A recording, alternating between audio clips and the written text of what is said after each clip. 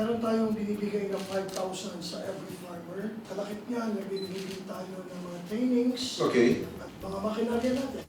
Positibo ang Department of Agriculture Region 12 na mas tataas ang porsyento ng produksyon sa agrikultura kahit na naranasan ang epekto ng El Nino phenomenon noong mga nakalipas na buwan. Hindi umanulubhang nakaapekto ang El Nino sa pagtaas ng agricultural production. Ayon naman kay Dr. John D. Pascual, ang Assistant Regional Director for Operations sa ginanap na kapihan sa Bagong Pilipinas sa DA-12 Coronadal, na dahil dito ay paiigtingin ang mga programa ng ahensya, lalo na ang financial loans para sa mga farmers and fisher folks. Actually, mayroon po tayong ahensya sa DA na namamahala po sa ating mga pautang.